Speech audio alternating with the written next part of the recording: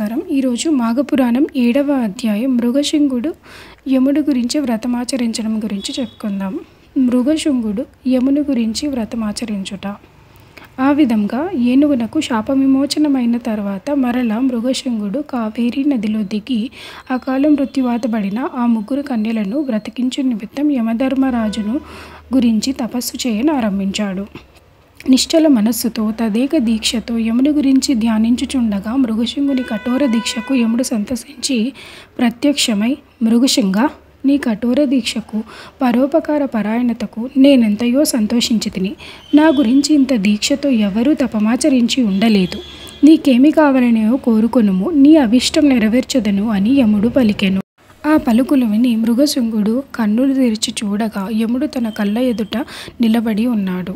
వెంటనే చేతులు జోడించి, మహానుభావ, ఎంతటి తపశ్శాలురకైనను దర్శనమివ్వని మీరు నాబోటి సామాన్యునికి మీ దర్శనమిచ్చుట నా పూర్వజన్మ సుకృతం తప్ప వేరే కాదు.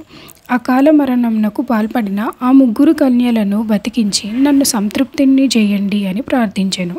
మృగశింగుని పరోపకార బుద్ధికి దయార్థ హృదయమునకు యముడు సంతోషించి అతని కోరిక ప్రకారం ఆ ముగ్గురు కన్యలకు ప్రాణదానం చేయనించి, మృగశింగ, నీ భక్తికి మెచ్చితిని, నీ పరోపకార బుద్ధి నన్ను ఆకర్షించింది, నీకు జయముగాక అని యముడు దీవించగా, మహాపురుష, మిమ్ము సంతోషపెట్టుట సామాన్యమైనది కాదు. మేము స్తోత్రము చేసిన వారికి, స్తోత్రము విన్నవారికి జరామరణములు కలుగవు. అట్టి వారికి అన్ని విధముల శుభములు కలుగునట్ల అనుగ్రహింపుము అని ప్రార్థించగా, అటులని నీ కోరిక సఫలమగుగాక అని యమధర్మరాజు దీవించి అదృశ్యుడయ్యను. ఇంతటితో మాఘపురాణం 7వ అధ్యాయం సంపూర్ణం. మళ్ళీ 8వ అధ్యాయంతో కలుసుకుందాం.